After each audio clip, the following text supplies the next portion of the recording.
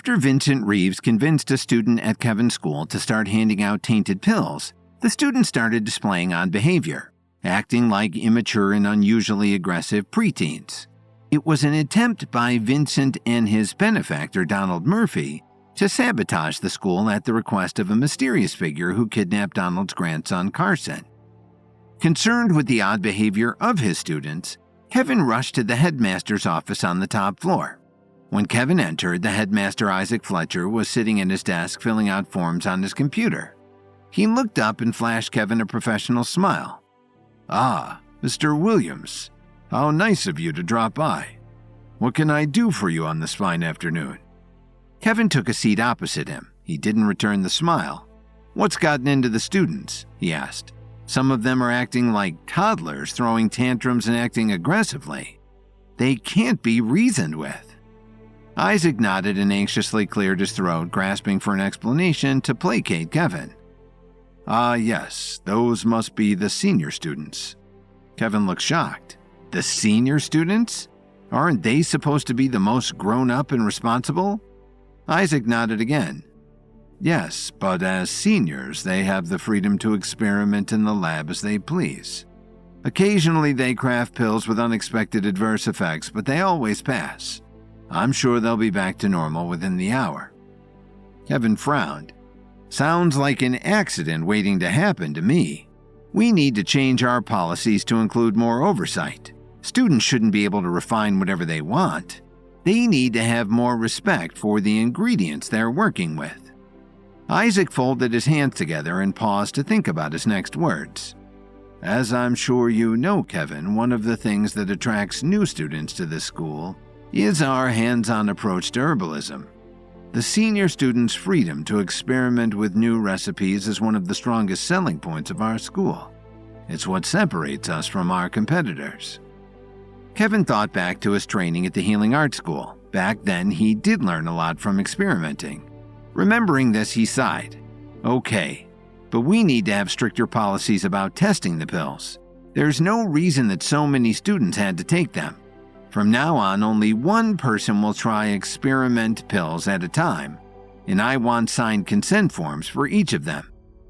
Isaac nodded a third time. It seemed to be his primary means of communication. "Understood, sir. I'll draft up a memo and implement the new policy right away. Is there anything else I can help you with?" Kevin leaned back in his chair and crossed his arms. "Tell me about the competition tomorrow. How many schools will be attending?" Isaac nodded yet again. "Yes, we have 18 different schools flying in from all over the country. There will be 3 different rounds to the competition. The first will be an herbalism speed trial, followed by a martial arts battle royale, and lastly an herbalism trivia round. It should be an extremely lively event." Kevin scratched his chin while he looked around at the trophies, ribbons, and framed accreditations displayed all over the office. "We need to make sure that the school's reputation remains as perfect as possible. Do you think we have a good chance at winning?" Isaac smiled. "Well, we are already nationally ranked as the top herbalism academy for teens in the country, so yes, I'd say our chances are pretty high. We have a really excellent group of seniors this year. They are all very talented in all kinds of diverse ways." Kevin stood up from his chair. "Well, do me a favor and let me know when they've settled down. It will bring me some peace of mind before the competition." Isaac stood up and shook Kevin's hand. "Of course, Mr. Williams. If there's any other way I can be of service to you, please don't hesitate to let me know." Later that afternoon, Kevin took a private car to his old friend Tyler Dawn's house. Before flying to D.C., he had made arrangements to stay with Tyler at one of his many mansions. When Kevin walked up and knocked on the door, Tyler answered with a smile. "Kevin, so good to see you again, old friend. Come in, come in. How have you been since I saw you last?" Kevin chuckled as he stepped through the door. "Oh, you know, I saved Lily from another kidnapper, went on perilous adventures for rare herbs, fought countless assassins, the usual stuff." Tyler threw his head back and laughed. "That sounds about right for someone like you, Kevin. I tuned into the Epic Clash a few weeks ago, and I have to say your performance was very impressive. Congratulations on taking first place." Kevin rolled his eyes. Then you must have seen that they gave me a clue instead of immediate access to the upper realm. What a dirty trick, right? I haven't been able to solve the riddle yet, but mark my words, I'm going to get to the upper realm eventually." Tyler nodded with a smile. "I'm sure you will, Kevin. You have a real knack for accomplishing whatever you set your mind to. Follow me. Your friends are in the living room." When Kevin followed Tyler into the living room, he saw Olivia, Katja, and Mason sitting on luxurious sofas sipping on coffee. Olivia was the first to spring up to greet him. "Kevin, there you are. How's it going at the school?" Kevin let out a soft sigh under his breath. You know what? I'm a little concerned, actually. When I visited, some of the senior students were acting very strange. The same senior students who are competing in the event tomorrow. The dean assured me everything was fine, but I don't know. It makes me want to keep a closer eye on how things are being managed there. Katja chimed in from the sofa. "Maybe you should find a new dean to run the place. Someone you trust, you know." Kevin nodded. "I'll add it to the list," he said with a chuckle. Mason stood up and shook Kevin's hand. "Good to see you again, Kevin. I appreciate the invitation. It's always nice to get a chance to visit with you and Olivia, of course." Olivia blushed when Mason smiled at her. Katja loudly cleared her throat and shot Mason a glare. "And Katja, too. I'm happy to see all of you guys." Kevin smiled at Mason. Mason was still trying to win his favor after so many deceits in the epic clash and before that. And though Kevin had made it clear to Mason that all was forgiven and he'd even installed him in his lab in Chicago and brought Mason on this trip, Mason still felt he had to bend over backwards to be polite to Kevin and let him know about his change in loyalties. Kevin knew that playing this out might be useful someday, so he always left Mason with a bit of doubt about how he, Kevin, felt. Kevin smirked. "It's good to see you again too, Mason." "It's been almost 2 hours," Kevin teased. Mason looked embarrassed to be gushing over Kevin, but he couldn't help himself.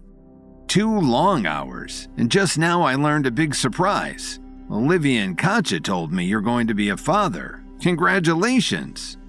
Tyler's jaw dropped. "You're going to be a father, Kevin? I didn't know that." Kevin nodded his head.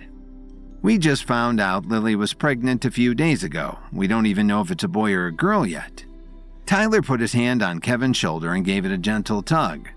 "Well, either way, congratulations, Kevin. When you see Lily, please pass along my best wishes." "I will," Kevin said. "I haven't had a chance to just kick back and hang out with some friends in quite a while. Do y'all want to play a game or something?" That night, they stayed up late playing card games, chatting, and sipping on drinks.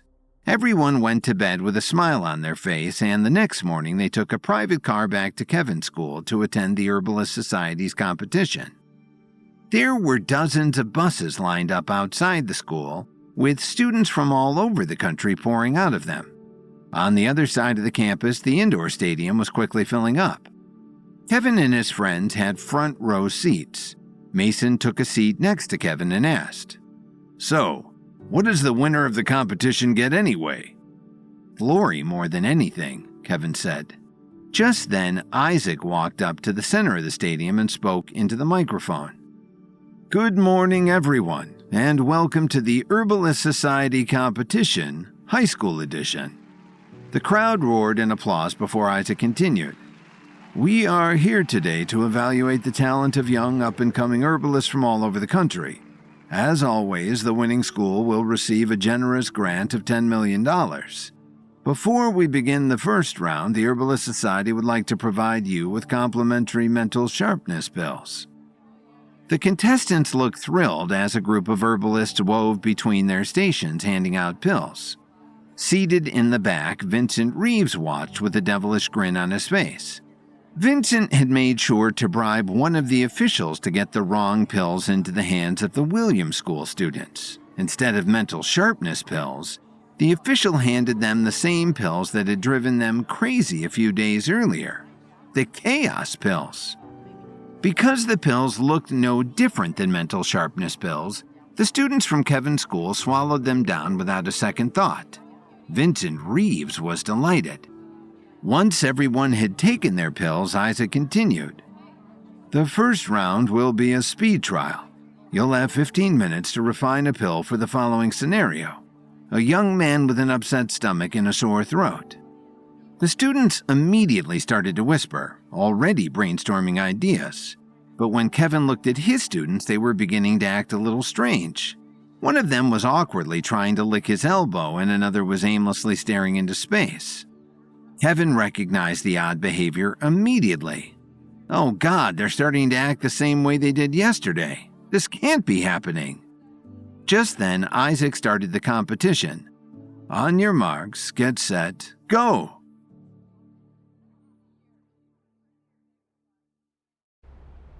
After confronting the headmaster of his school, Isaac Fletcher, about the odd behavior of his senior students, Kevin was reassured that they would soon return to normal.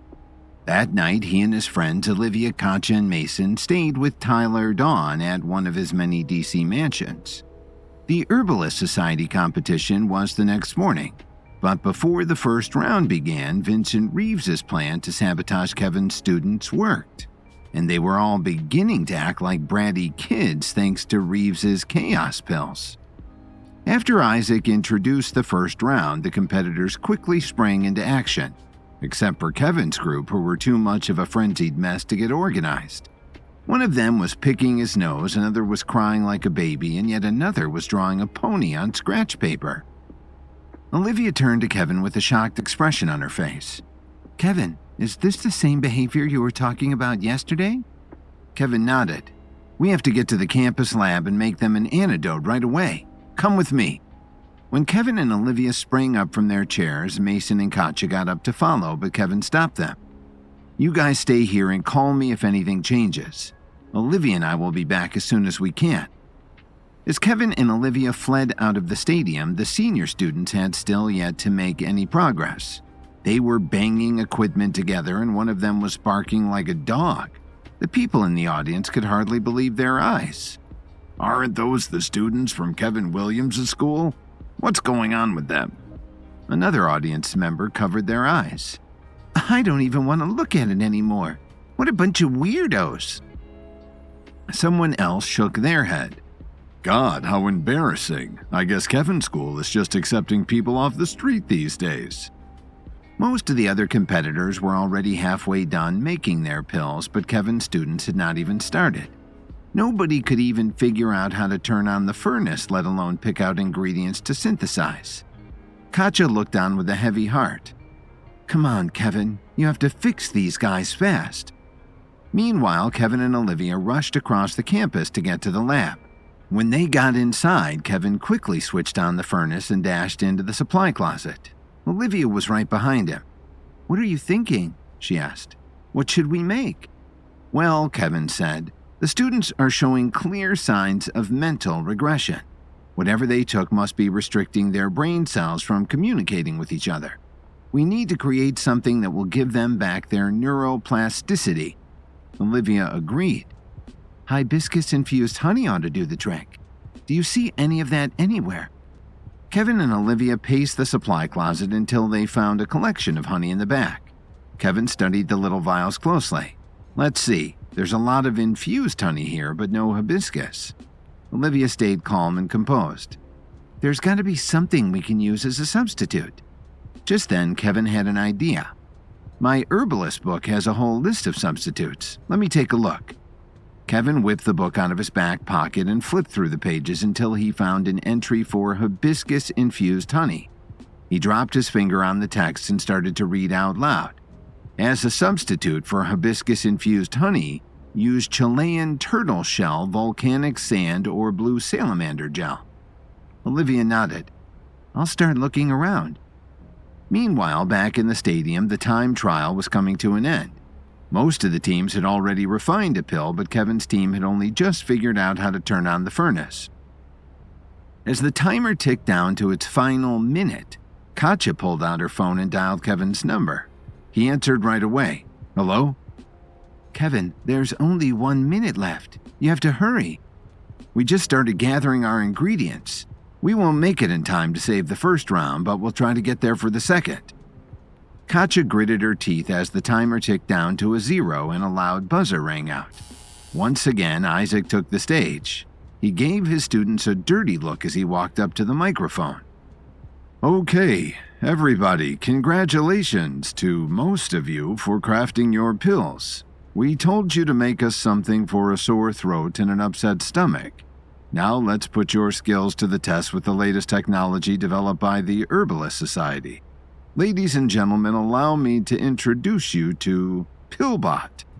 The crowd gasped as a metal robot stepped into the arena. The Pillbot spoke in a mechanical, monotone voice. "Hello, everyone. My name is Pillbot. I have been programmed to replicate the symptoms of a sore throat and an upset stomach and will now take your pills." As Pillbot walked up to the first team, Isaac continued to introduce him. Pillbot was developed so that up-and-coming herbalist students could test their pills without endangering a patient or themselves. I'm happy to announce that today's winning school will go home with a Pillbot of their own.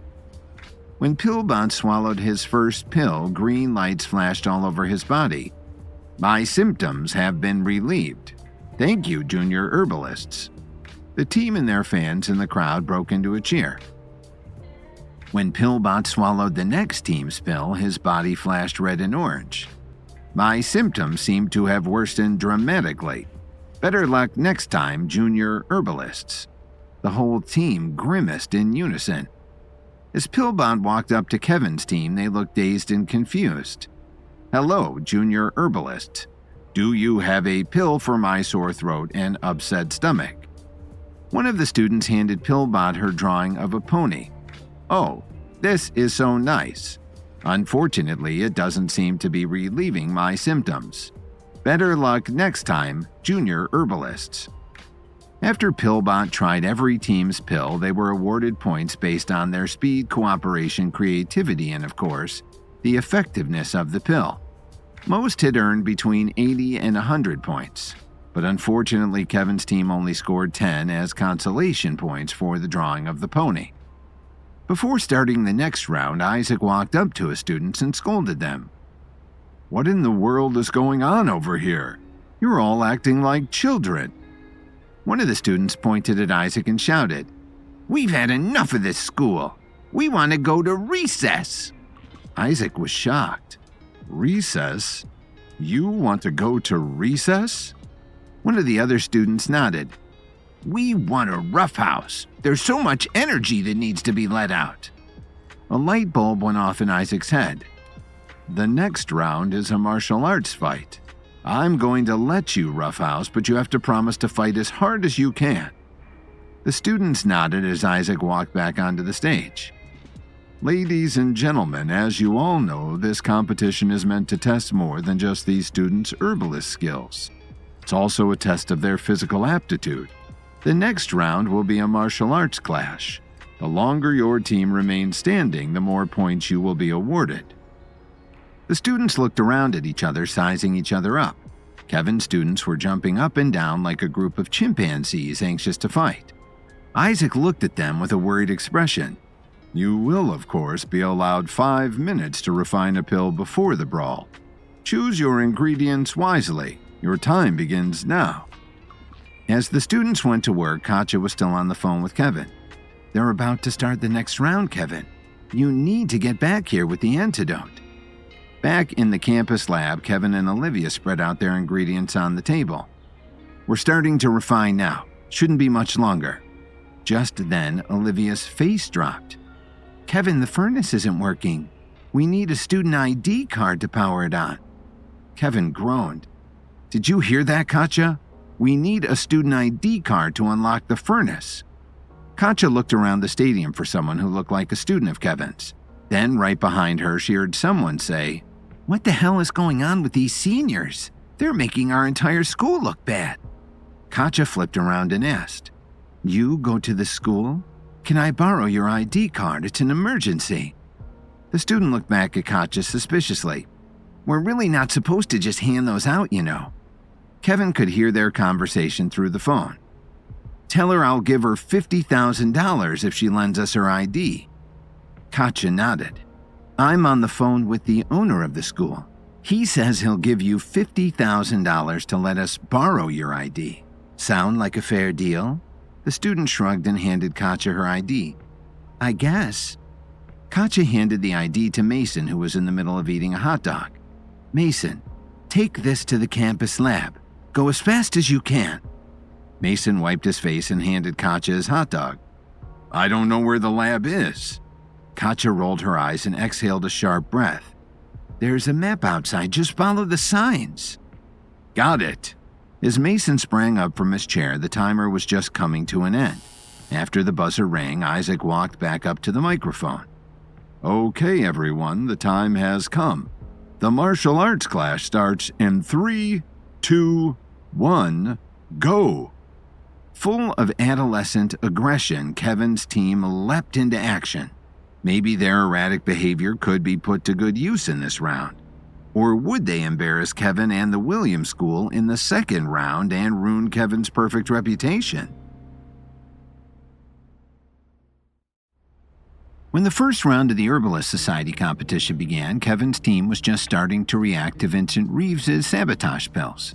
Kevin and Olivia ran to the campus lab to work on an antidote, but ran into a few obstacles along the way. They discovered the furnace needed a student ID to unlock. After the first round came to a close, it was announced that the next round would be a martial arts clash, and Kevin's team was eager to fight. As the battle commenced, all the teams clashed, launching a dizzying array of strikes, kicks, and grappling maneuvers. The stadium echoed with the sounds of combat, and the crowd roared with excitement. Kevin's students fought recklessly. While other students fought with calculated moves, the Williams School students were fueled by chaos, tackling, growling, and throwing wild punches while under the sway of the chaos pills. But it was working. Their movements were unpredictable. They had the element of surprise on their side, and the other students looked at them with hesitation and fear. As Katja watched from the sidelines, a slight smile crept over her face. She was still on the phone with Kevin. You're never going to believe this, Kevin, but your student's condition actually seems to be an advantage in the martial arts round. They're cleaning up over here. In the first few minutes, several teams were eliminated as they succumbed to the onslaught of their opponents. In the chaos, Kevin's students fought with ruthless aggression, leaving a trail of fallen adversaries in their wake. Their movements were fierce, but not nearly as elegant as the others. They charged around randomly, rushing their opponents with cackling laughs. Vincent Reeves stared at the brawl in disbelief. I should have thought of this. I can't believe those chaos pills are actually working to their advantage. He crossed his arms, fuming in anger. Meanwhile, Mason had just arrived inside the campus lab. He was so winded he could hardly catch his breath as he handed the student ID to Olivia. Here you go. I would have had a lighter breakfast if I'd known I'd be running a marathon today. Olivia slapped the ID against a touchscreen and the furnace came to life. Kevin and Olivia quickly tossed in all the ingredients and closed the lid. When they hit the appropriate button, the machine started flashing red. Kevin groaned. Now what's the matter? Olivia pointed at the touchscreen. It's saying it needs to be cleaned. Kevin slapped his forehead. You've got to be kidding me. You mean these kids haven't been cleaning the furnaces? Olivia started opening cupboards looking for cleaning products. No time to argue. Let's just get it over with. Back in the stadium, the competition had whittled down the teams to just 2 fighters, one of Kevin's students and a formidable contestant from another team. Kevin's student, fueled by misplaced aggression, charged forward with relentless fury and swung a punch. The opponent countered with remarkable skill, parrying and dodging the relentless attack. The crowd watched in awe as the 2 fighters clashed. The student on Kevin's team threw out blows that landed with bone-crushing force. The other opponent struggled to keep up, his defenses weakening. Punch after punch landed, forcing the opponent to retreat. The crowd's cheers grew louder as it became evident that Kevin's student had the upper hand. At the same time, Kevin and Olivia finally finished cleaning the furnace. When they threw in the ingredients and hit the refine button, the machine finally started working. But it would still take another few minutes to finish. Kevin held his phone up to his ear. How's it looking in there, Katja? Katja responded with a huge smile on her face. The martial arts clash is about to end. I think our team is going to win, Kevin. Kevin smiled as hope returned to his eyes. Good. That means we still have a chance if we win the next round, too. Talk to you soon, Katja. We'll be back in just a few minutes. Katja hung up the phone and fixed her eyes on the two fighters in the center of the stadium. With a final thunderous strike, Kevin's student sent the opponents sprawling to the mat. The arena erupted in celebration as Kevin's team emerged victorious, the last fighter standing in the intense competition. After doing a cartwheel and a few somersaults, Kevin's student, the champion, went back to the team's station. Everyone was exhausted, like kids after a sugar crash. As the crowd continued to cheer, Isaac returned to the stage. "Well, it looks like we have a winner, everyone." For first place, Kevin's team was awarded 100 points. Second place was awarded 90, third place 70, and so on and so forth, with those teams ending up in the bottom winning a measly 10 points. With their recent win, Kevin's team still stood a serious chance. For the last round of the Herbalist Society competition, we will have a battle of trivia. I will ask you all 5 questions, and if you think you know the answer, press the buzzer as fast as you can. Each question is worth 50 points. Just then, Kevin burst into the stadium with a fresh bottle of pills. He had to be discreet so that no one would accuse him of cheating. Kevin slipped the pills into his pockets, walked into the arena, and approached his team's station. He looked up at Isaac and said, "Just give me 30 seconds, Isaac. I need to give them a quick pep talk." Kevin got in the middle of his students and clapped his hands together. "Okay, team, huddle up." Once everyone was huddled, their backs obscured the crowd's view and Kevin pulled out the pills. "Okay, listen up, everyone. I don't think those pills you took at the beginning of this were mental sharpness pills. I think someone sabotaged you. Take these now and take them discreetly. It's an antidote." Kevin poured the pills into his hand and started passing them out. One of the students looked at it with a grossed-out face. "But I don't want to take a pill. I'm hungry for pizza." The other students agreed. "Yeah, we want pizza." Kevin shushed them as fast as he could. "Shh, quiet down. If you take these pills, I'll get you the largest pizza the world has ever seen, okay? With whatever you want on it." The students smiled and swallowed their pills. "Thank you," Kevin said. "Now good luck out there. If we win this round, we still have a chance at winning this thing."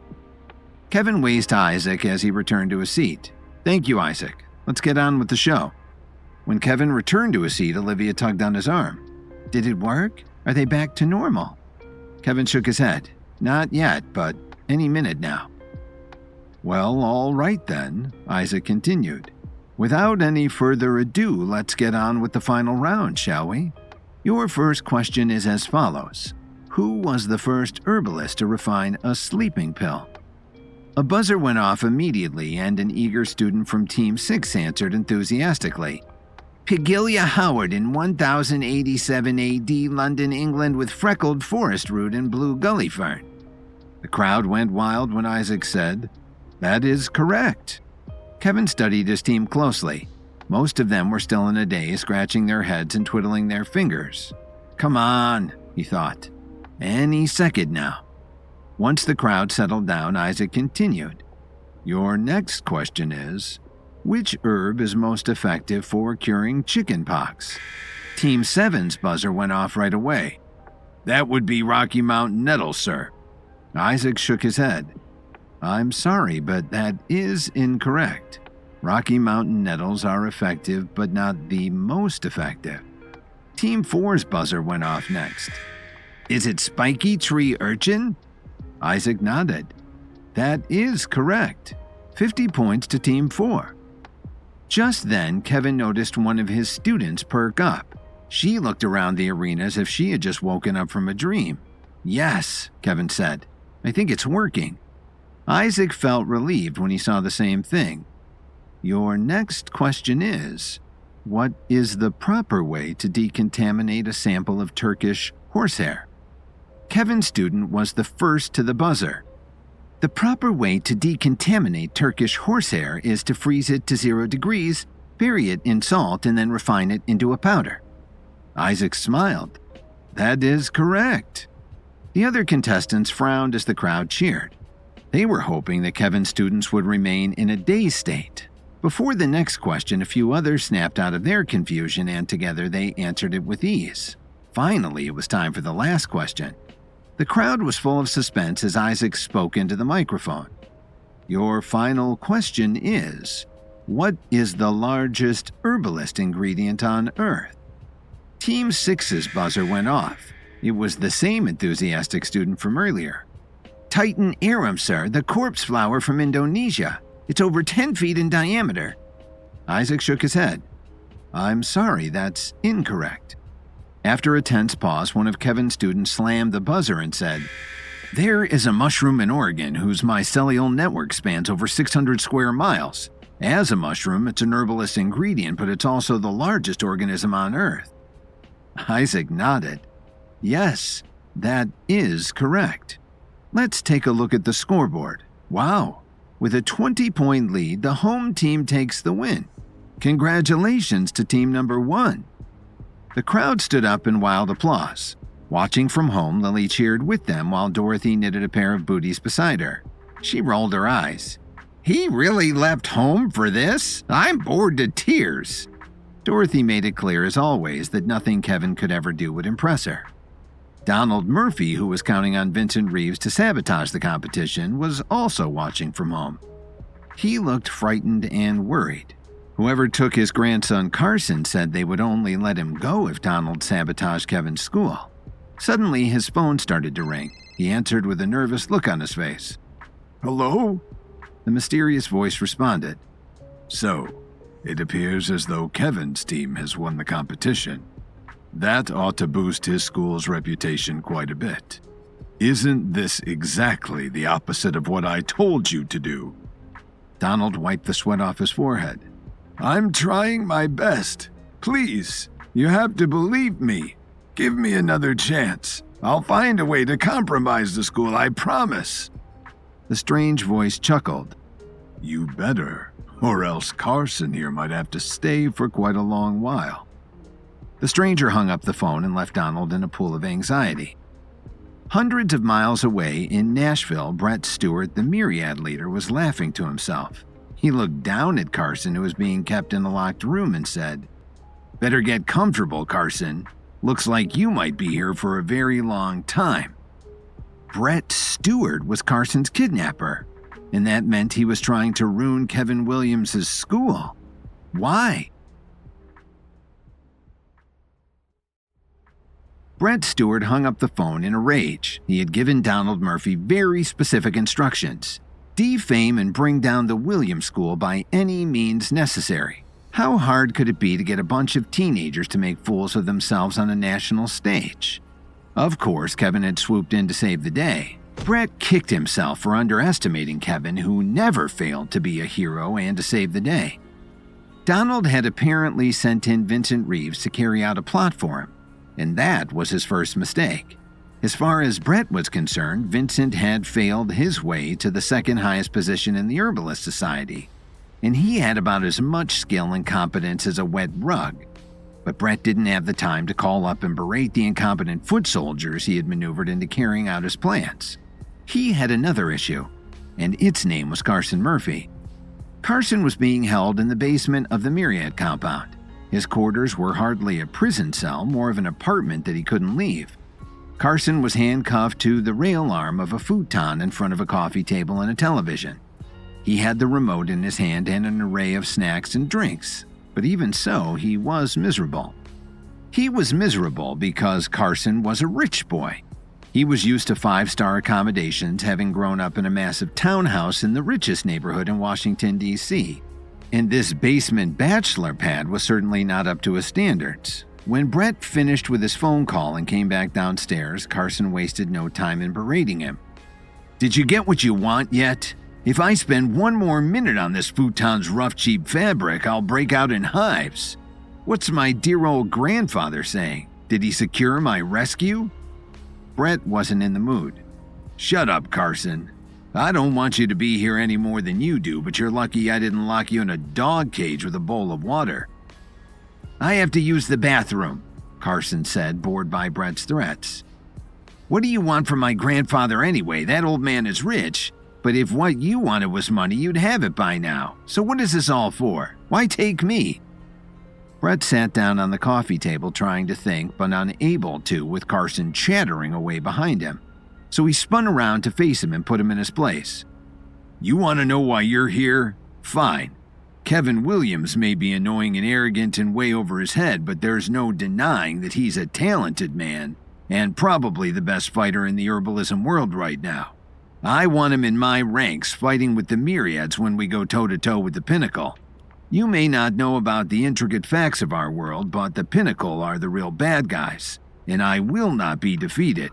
The only way to guarantee victory is with Kevin on my front lines." Carson didn't care about any of this, but nothing good had been on television since the school competition ended, so he decided to keep talking to Brett. "What does that have to do with his school?"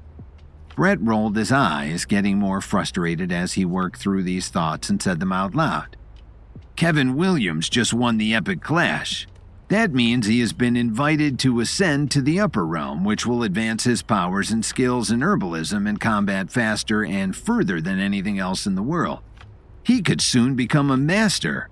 But instead of working out the clue he was given and making his way to the upper realm, what is he doing? He's overseeing a school competition in Washington, D.C. If the school crumbles, that is one less thing for him to worry about. First I take out his school, then I take out his company, and then the only thing left for him to do is ascend and join my army." "Why would he join your army if you're sabotaging everything he cares about?" Carson asked. "Because, idiot. He doesn't know it's me that's doing all this. That's why you're here. That's why your grandfather is putting the plan into action. None of this will be traced back to me." "What if I tell him when you let me out of here? What if I sell you out?" Carson was just poking at Brett now, seeing how angry he could make him. Brett narrowed his eyes. "Well, if I thought you might do that, I would kill you right now and keep you from ever leaving here at all." That shut Carson up, and he just shook his head as a promise that he wouldn't say anything to Kevin. Brett continued. "Besides, Kevin owes me a few favors. He said so himself. I plan to cash in those favors when the war begins." "Don't you worry that if you take things too far, Kevin will be so discouraged that he won't want to ascend anymore? I mean, taking away everything the man cares about is sure to have an impact." Carson thought out loud. Brett sighed. "No way. Kevin is always focused and motivated. Everything he does is for the betterment of his marriage and his company, and getting to the upper realm would be the best way to ensure his family status and stability. I know him better than almost anyone, and nothing can get him down. We're basically brothers." "Some way to treat your brother," Carson mumbled. "Brothers fight. They're stronger for it. You'd know that if you weren't a spoiled only child," Brett snapped. "If this school plot failed, now what? Do I have to stay here until they get it right, or can I go now?" Carson asked. Brett frowned. "How would you know if it failed?" "The competition was broadcast on TV. I watched Kevin's school sweep it." Brett threw his phone at the wall. "It didn't fail. We just had a minor setback. Why am I talking to you about this anyway? You're the most annoying hostage of all time. Keep quiet and maybe you'll get dinner." With that, Brett stormed back up the stairs. "I still have to pee," Carson called after him. When he got no response, Carson went back to surfing the channels for something to occupy his time. But the more he tried to get comfortable, the more his handcuffs bit into his wrists. He hadn't had any delusions yet about escaping this place, but maybe he could get out of the cuffs so he could at least take himself to the bathroom and lay down fully to get some sleep. He grabbed a cup of applesauce off the coffee table with his feet and flung it up to his hands, then used his teeth to pull off the foil lid. He carefully dumped applesauce over his wrists until they were slick enough to slide out of the handcuffs. With his hands freed, Carson got up and stretched his body for the first time in days. After taking care of his basic needs, he started pacing the room looking for anything that could be used as a weapon if he needed to fight his way out of there. But Carson had never needed to pick up any survival skills, let alone combat skills, in his life. If he was going to escape this place, it would be by sneaking out, not in a blaze of fire. With no windows to see what the surrounding area of this compound was like and only one door leading to the upstairs, his options were pretty limited. But he knew from the television guide what time it was, and if Brett was keeping a normal schedule, he would be going to bed soon. All Carson would have to do was wait for everyone in the compound to go to bed, and maybe he could pick the lock on the door and make his way out. But with what? Bathroom, Carson thought. He remembered one time at boarding school his best friend had used a bobby pin to pick the lock to the kitchens so that they could get in to steal wine, bread, and cheese for a party they were having in their dorm room. It hadn't looked that hard back then. Maybe he would be able to figure it out. He went to the bathroom and rooted through the drawers under the sink for anything to help him. This basement apartment clearly wasn't used very much. All he could find was a half-empty bottle of mouthwash, an extra roll of toilet paper, and an old hairbrush. But finally, after searching every corner of the room, he found a bobby pin under the toilet. When he heard late-night talk shows echoing through the floorboards from Brett's television, Carson realized it must be night, and he crept up the stairs to the door. If I make too much noise with the pin in the lock, someone might hear. I only have a few seconds to get it right. He broke the bobby pin in half and stuck one half all of the way into the keyhole, then put the other half in at an angle and jiggled it around. In the silence of the night, it sounded like he was rattling a tin can full of pennies in an empty church.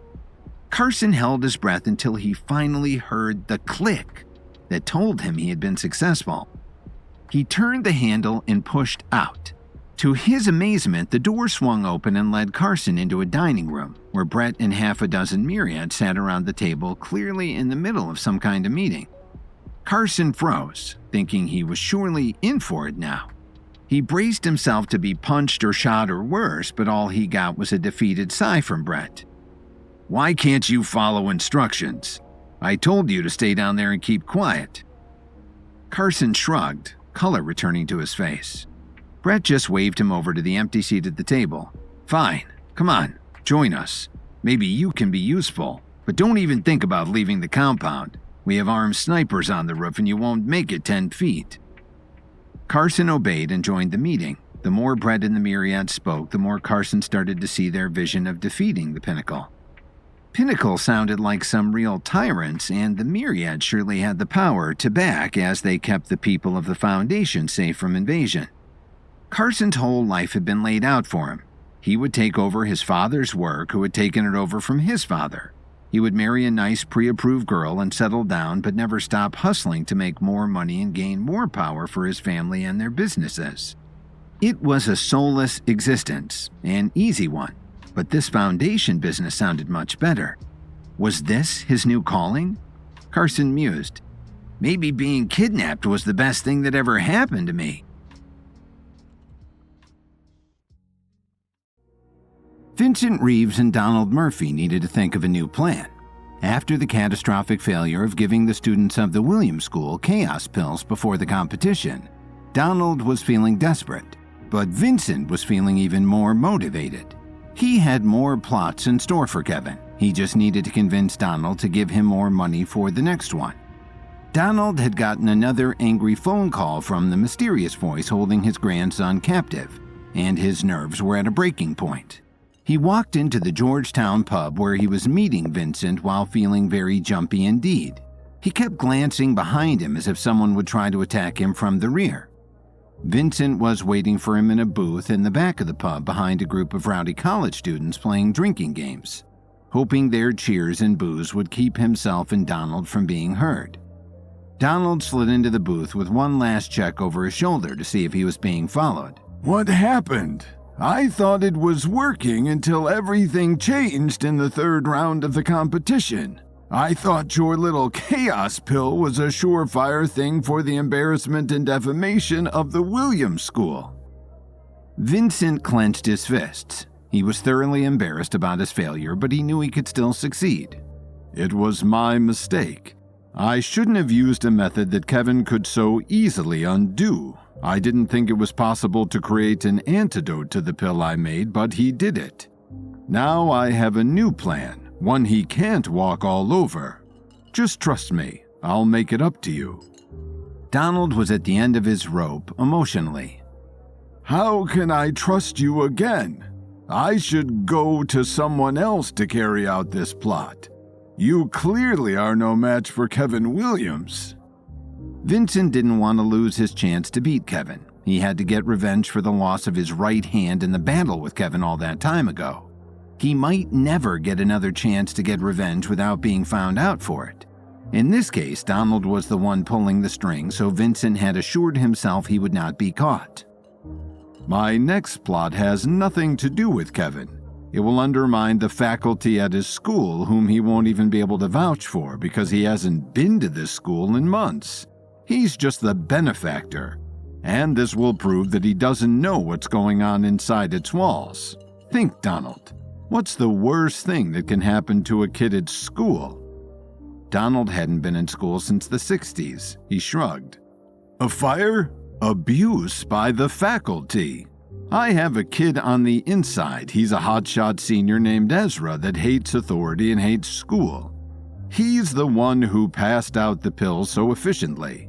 Now, I don't think he knows that the pills were what ruined everyone's attitudes before the competition, so I think I could get him to plant a story with the authorities that the teachers are beating up on the students when no one is looking. Even if the rumor gets out to the press, that's the kind of story that ruins a reputation in a day. What's Kevin going to do? Say the kid is lying? Who would believe him?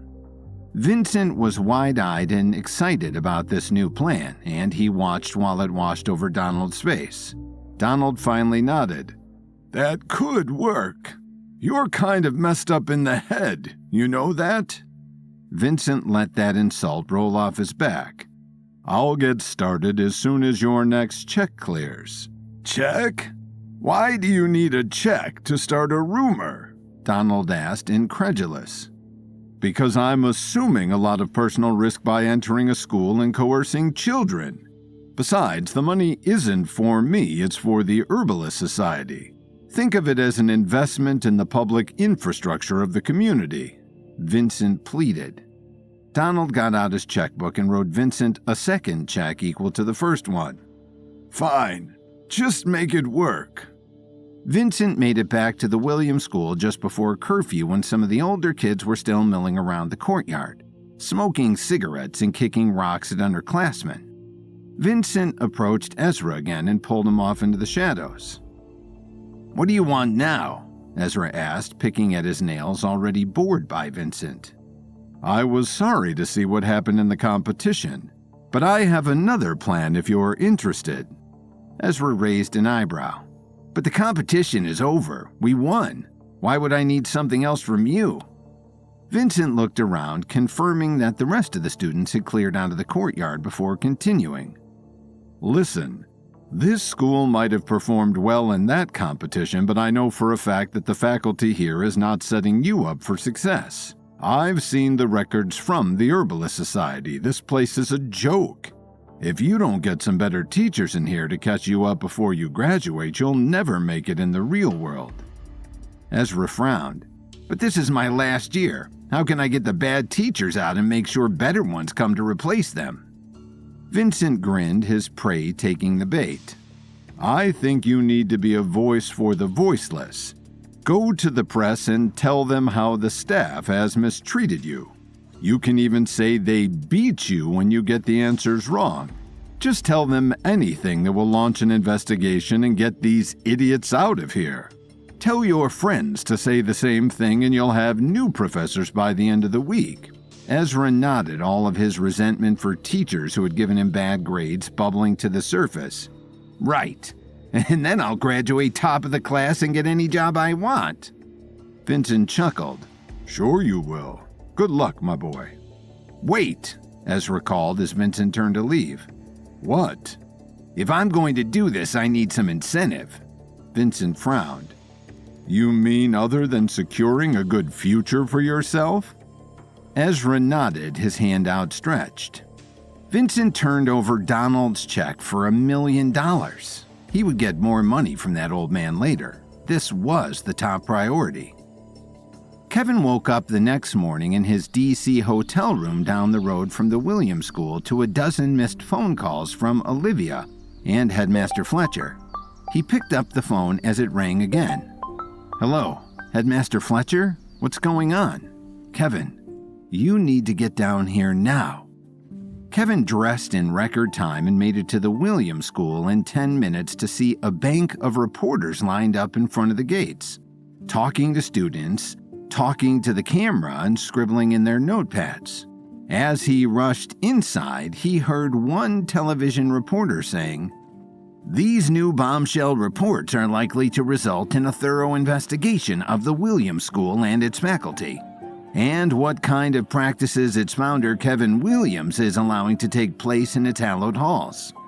Kevin made it to Headmaster Fletcher's office out of breath. Olivia was already there with the headmaster, and they were both talking to the school's PR director, a short woman with a mane of curly red hair. "What's going on?" he demanded. "Kevin, there you are. We have a serious problem," Olivia said, and Kevin sat down with the rest of them. The PR director turned to them. "A half a dozen students have filed reports with the press that the faculty at the Williams School has been verbally and physically abusing them openly and in class." Kevin's heart sank. "Is it true? Are these kids being mistreated?" Headmaster Fletcher shook his head. "Not to my knowledge, but all morning we have been conducting an internal investigation. Each child is being questioned with the promise of full immunity from consequences if they come forward. So far, we haven't had any accusations, and the original 6 kids are in a session with a therapist as we speak. We'll get to the bottom of it, but Kevin, I promise you, this is not behavior I tolerate from my staff." "What do we do about the press? They're lined up outside talking to students right now," Kevin said. The PR manager jumped in. "We're preparing an official statement now, don't worry. If this isn't true, we'll have it out of the press by the end of the day." "What about security footage? Do we have anything on tape that can prove or disprove the accusations?" Kevin asked. Headmaster Fletcher nodded. "The security team is reviewing everything from the time period that the students claim they were abused. If it happened, we'll know soon." "What should we do in the meantime?" Olivia asked. Kevin stood up.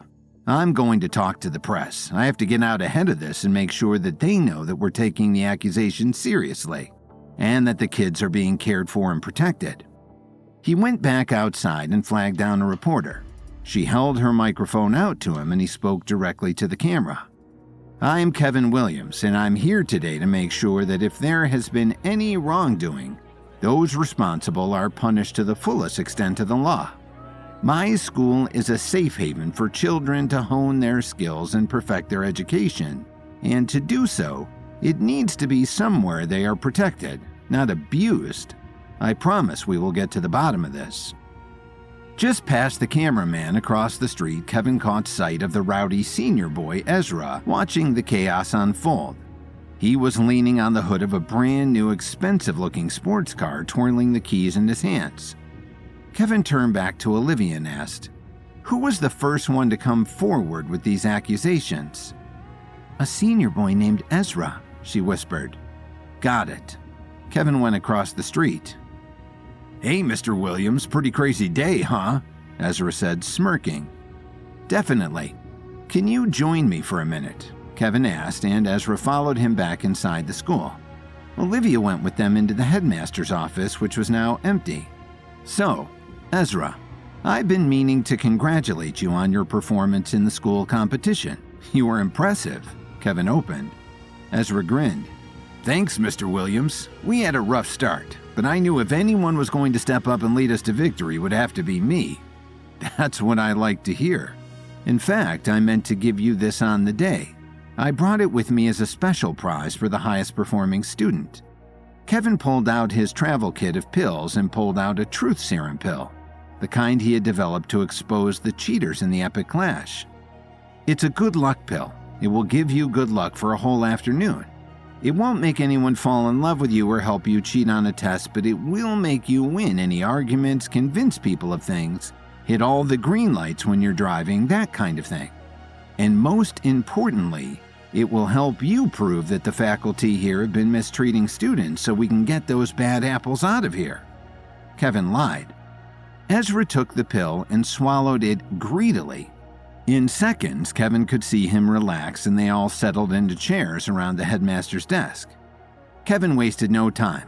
"So, Ezra, Can you tell me which teachers have been abusing you? I promise you won't be punished. I just want to get these jerks fired and in jail as fast as I can." Ezra shrugged. "No one abused me." "What?" Olivia demanded, but Kevin held up a hand for her to let him handle things. "So why did you say the teachers have been mistreating students? That's a very serious accusation," Kevin continued. "The old man paid me to do it. I don't know, I thought if we got some better teachers in this place, I'd have a better chance at graduating on time and getting a good job." Kevin sighed. It was what he feared. The school was being accused of something because one of Kevin's enemies was messing with the students. "What old man?" "I don't know exactly. He didn't say his name, but he's got graying hair and big old eyes and he's missing a hand," Ezra said. Kevin felt the heat rise in his face. He knew that man all right.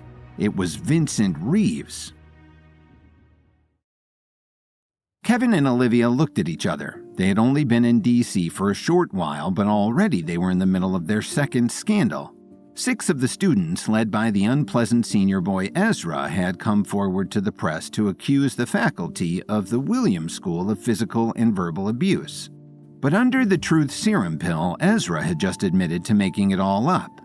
And what was worse, he was paid to do so by Vincent Reeves, the number 2 guy in the Herbalist Society, an organization that had shifting loyalties to Kevin. Kevin knew that Vincent had his own reasons to want revenge on Kevin, namely losing his hand in a battle the two of them had been in at Lake Erie. But to drag children into it? That wouldn't stand. It didn't seem like the kind of plot Vincent would come up with, though. He usually liked to be on the front lines of his attacks, and the fact that he was hiding in the shadows and paying kids to do his dirty work made Kevin think he might not be working alone. This discovery was likely only the beginning of whatever was truly going on. "Olivia, will you please bring Ezra to Headmaster Fletcher and get this sorted out with the PR director?" Kevin asked calmly. Ezra was still very relaxed from the truth serum pill, so he went willingly with a lazy wave goodbye to Kevin. Kevin, meanwhile, spent the rest of the morning tracking down teachers to tell them what had happened and let them know he would do everything he could to kill the press stories and clear their names. Olivia was a PR genius. She would have retractions printed before the news even hit the public. By lunchtime, Kevin was back in the headmaster's office, watching the news report on television. An apologetic Ezra made a statement that he had invented the story to get his teachers fired, but that he had been acting under the influence of some bad advice he had received from a stranger. Headmaster Fletcher turned to Kevin, muting the TV. "So we'll expel Ezra and carry on with the school year. Thank you for sorting this out with us. I'm sorry to have caused you any stress on your visit," he said. Kevin waved him off. "No apology necessary. I'm just sorry that my enemies tried to interfere with the upstanding institution that you run." He got up, ready to meet his team for lunch and discuss next steps, but before he left, he said, "Don't expel Ezra. It wasn't his fault. Just keep an eye on him for me, okay?" Headmaster Fletcher nodded and Kevin left the office. Across town, Vincent Reeves and Donald Murphy were regrouping in Vincent's hotel suite. Donald shut off the television that was playing Ezra's confession and turned to Vincent. "I should have known that we couldn't outsource this footwork to a kid. What now, Vincent? We're running out of time to have access to the school, and Kevin is beating us at every turn. And meanwhile, my grandson Carson is being held who knows where, and being subjected to who knows what. I'm going to find another partner for this plot if you don't get it together." Donald cried. Vincent was even more frustrated than Donald, if that was possible. He hated knowing that Kevin was beating him at his own game. "I have one more plan that I need to carry out, and this one doesn't have an antidote that Kevin can make. And it doesn't rely on kids who will crack under the pressure, all right? Let me try it, and we'll finish this thing." Donald rubbed his eyes with the palms of his hand. "Maybe I can just convince the captor to let my grandson go. I can't see what he could possibly get out of killing a 20-year-old who doesn't even know how to do his own laundry." As if Donald had summoned it, his phone started to ring. He and Vincent looked at each other and he picked up the phone and put it on speakerphone. Hello? The mysterious voice was more angry and threatening than ever today, and Donald jumped when he heard it. What happened? It was Kevin Williams again. He got the kid to confess everything.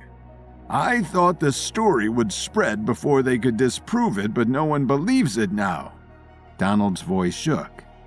You have one more shot, old man. Do you know where your grandson is right now? He's locked inside a dog cage at the bottom of an empty well. He's starving. Poor thing doesn't have much time left. You better have this school dissolved in the next day or Carson is dead. The mysterious man hung up the phone. Donald looked at Vincent. You're fired. I can't take any more risks. I'm going to handle this myself. Before Vincent could protest, Donald left the hotel room in a hurry. Vincent would let Donald simmer down. He knew that Donald's worries about his grandson were spilling over into words he didn't mean. The two were allies in ruining Kevin and had too many secrets between them to end their pact. At the Myriad compound in Nashville, Brett hung up his phone and turned to Carson. Carson was not, in fact, in a dog cage at the bottom of a well. He was instead assigned to dish duty in the Myriad kitchen, slaving away over their lunchtime plates and bowls. Is your grandfather a completely incompetent man? Brett growled. He and Carson had struck up something of an unwilling friendship, but Brett couldn't deny the kid was resourceful, and Carson had become extremely interested in a life with the Myriads.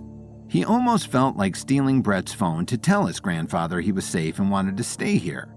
It could be Stockholm Syndrome, or it could be a new life purpose he wanted to explore. I don't think so. He's just old. He's not as sharp as he once was, and he certainly can't fight. I think you're going to give him a heart attack with these phone calls, though, Carson said, draining the sink. How else can I pressure him? I suppose I could send him a photo of you in a dog cage, or I could just cut off your fingers one by one and mail them to him until he carries out the plot. Carson frowned. I don't think that will be necessary. Why don't you let me help you? I'll go to D.C. and take down the school myself. I'm on your side, after all. I want to join the Myriads and fight. Brett scoffed. You need a lot of training before I let you into my ranks. Get back to scrubbing. Vincent walked down the street in D.C. trying to make a new plan. Donald may have fired him, but that didn't stop him from wanting to destroy Kevin's school and his reputation. He had lost a hand in the Golden Warrior battle, and Vincent blamed Kevin for that. Wasn't that reason enough for his vengeance?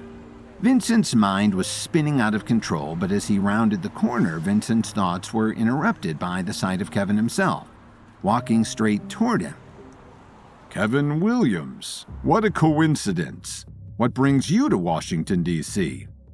Vincent forgot that he had already seen Kevin inside the school a few days ago, but before he could make up for this blunder, Kevin pinned him up against the wall of the nearest building, an arm across his chest, threatening to choke him out. Drop the act, Vincent. What are you doing in my school? Why are you bribing kids to get my staff fired? Why did you screw with the competition? Yes, I know that was you, Kevin snarled. They were just inside an alley, and passerbys were completely oblivious to Vincent's precarious position. I don't know what you're talking about. I'm just here doing my routine checks as usual. You wouldn't know anything about this, but the Herbalist Society takes the rules and regulations of our world very seriously. And based on what I'm seeing come out of your school the last couple of days, I have half a mind to shut it down. Vincent spat back. Kevin shoved off of him, and Vincent straightened his shirt defiantly. That's what I should do. I should go to the Herbalist Society and tell them what you've been up to. I have the proof. That Ezra kid's told me you paid him off. How would Earl Mathis react to hearing his number 2 was sabotaging the next generation of herbalists? I don't think he'd be thrilled, considering how much you guys love the rules and regulations. Kevin threatened. Vincent grew red. You wouldn't dare. Earl would never believe you over me. Besides, I'm not the one who ordered this sabotage. I was being paid off just like Ezra. But you admit that you did it. How dumb can you be? And who's paying you if this isn't your own insane fantasy? Kevin glared at him. Doesn't matter. I've just been fired. So don't worry about old one-handed Vincent Reeves. I'll be out of your hair. Vincent sneered. You better be, or else I'll call up Earl and have you ousted from the society. Really? You take a man's hand, his ability to make herbs and to fight, and now you want to take his job from him too? How heartless can you be? Vincent demanded, waving his handless wrist in Kevin's face. Kevin felt a pang of guilt. He wouldn't take this abuse without a fight, but he also got no thrill out of punching a less powerful former ally, and Vincent was a man with almost nothing left but his title in the society. Get out of my sight. If I catch you at my school again, all bets are off. Kevin spat. Vincent didn't need telling twice. He ran. In an attempt to sabotage the school's reputation, Vincent Reeves paid a student to falsely accuse the headmaster, Isaac Fletcher, of assaulting him. Thanks to the truth serum, though, Kevin was able to get a confession before the story broke, preventing a PR nightmare. He confronted Vincent on the matter, threatening to tell his boss, Earl Mathis, but left it at that, believing Vincent had learned his lesson. Once Kevin left him alone, Vincent Reeves pulled out his phone and called Donald Murphy. When Donald answered, his voice was shaky and desperate. "Did it work, Vincent? Is the headmaster going to jail? Or at least losing their job?" Vincent sighed. It didn't delight him to have to be a subordinate to an ordinary like Donald Murphy, but Donald was writing the checks, and that gave him the upper hand, and allowed Donald to yell at Vincent when he wrongly blamed him for the failures of the previous schemes to ruin Kevin. "I'm afraid not. Kevin used his damn truth serum on the kid and got him to confess the truth before the story could break. Kevin was just here threatening me about it," Vincent related. Donald slammed his desk in frustration. "Doggone it!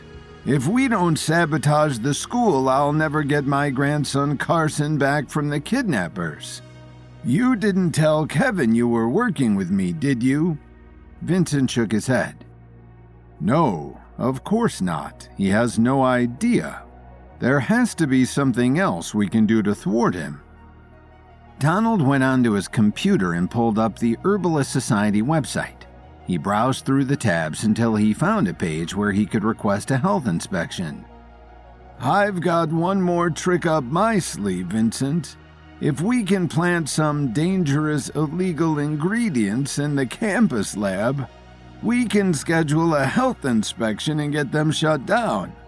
I'm assuming you know where we might be able to find such ingredients?" Vincent smiled. "Hey, that's not a bad idea at all. I have a contact inside the black market who can get us some illegal ingredients, but it won't be cheap. I'm afraid I won't be able to afford it myself." Donald rolled his eyes. "Fine. I'll cut you a check for $500,000. Will that cover it?" Vincent paused. "I think you're underestimating the value of these black market ingredients. Typically, negotiations begin in the millions. If we want to do this right, I'll need more than $500,000. Donald took a deep breath. He wasn't happy to let go of such a huge amount of money, but he knew he didn't have a choice if he wanted to rescue Carson. "Fine. I'll give you $10 million, but if they ask for less, you better give it back to me." Vincent grinned. "Of course, Donald, I'll do my best." In reality, Vincent didn't need more than about $5 million to buy the illegal ingredients, but he knew Donald wouldn't know something like that. After buying the ingredients, he would just pocket the rest of the money. Later that night, Vincent called his black market contact and they arranged to meet in a hotel room downtown. When Vincent arrived, his contact was already there. His name was Billy Midnight, a fake name, of course, and he was an extremely shady character. He wore sunglasses indoors, had long greasy black hair, and was wearing an old checkered suit that looked like it hadn't been washed in years. When Vincent knocked on the door, Billy answered with a sleazy smile, revealing a single gold tooth. "Ah, Mr. Reeves, my favorite customer. Come in, come in. You chose a good time to reach out, my friend. I just fully refilled my stock." As Vincent stepped inside, Billy tossed a briefcase on the bed and began to unlock it. When he opened it, a sour smell filled the air. Vincent clutched his nose and waved his hand in front of his face. "Good God, what is that awful smell, Billy?" Billy smiled and licked his lips. The smell didn't seem to bother him. "Not every herb in the world has a sweet floral scent, you know, especially the illegal ones. So what'll it be, Mr. Reeves? I've got poisons, explosives, uppers, downers, you name it. I've got it. Did you come in for anything specific?" Vincent scratched his chin as he observed the briefcase full of exotic herbs. "How much for the whole briefcase?" he asked. Billy chuckled. "The whole briefcase, huh? Boy, you must have some wild plans up your sleeve, eh, Mr. Reeves? Don't worry, I won't ask. Discretion is my #1 policy. Let's see, I could part with the briefcase for, say, $2 million. Vincent nodded. "Done." Billy looked stunned. He was expecting some negotiation, but didn't give Vincent a chance to double think it. "Well, all right then." Billy closed up the briefcase and handed it to Vincent. Because Vincent so readily agreed to his price, he was wondering if there was any other way to swindle his money. "Need anything else while you're here, Mr. Reeves? I just invested in the exotic pet trade. You look like a man who'd look good with a lion as a pet. Or perhaps you're more the tiger persuasion. I got 2 tigers in my basement right now with your name on them." Vincent shook his head as he approached the door. "No, that will be all, Mr. Midnight. Pleasure doing business with you." Billy nodded. "Well, you think about those tigers, all right, and let me know if you ever need anything else. Refer your friends. I'm open 24/7, man." Vincent rolled his eyes as he stepped out the door. Afterwards, he went straight to Kevin's school and snuck in through a back window. There was a security guard on patrol, but Vincent didn't have any problem sneaking past him on his way to the campus lab. Once he was inside, Vincent went into the supply closet, opened the briefcase, and started planting illegal ingredients. He also swiped the lab's safety equipment and altered the settings on the furnace and refining equipment for good measure. Then he pulled out his phone and called Donald Murphy, waking him up in his bed. "The lab is now an unqualified mess," Vincent said. "In this condition, there's no way it will pass a safety inspection." Donald reached over and turned on the lamp on his nightstand. "Good work, Vincent. I'll request an inspection first thing in the morning. Do you have any change for me?" Vincent grinned. "I'm afraid not, sir. I purchased everything my black market contact had. Better to be sure this is going to work than save a buck or two, right?" Donald grimaced. "Yes, okay, fine, thank you, Vincent. I appreciate your help with all of this." "Of course, Donald. I want this just as badly as you do," Vincent said as he hung up the phone. The next morning, Donald got back on to the Herbalist Society's website and called the number on the screen. "Hello, thank you for calling the Herbalist Society. How can I help you today?" "Yes, hello," Donald responded.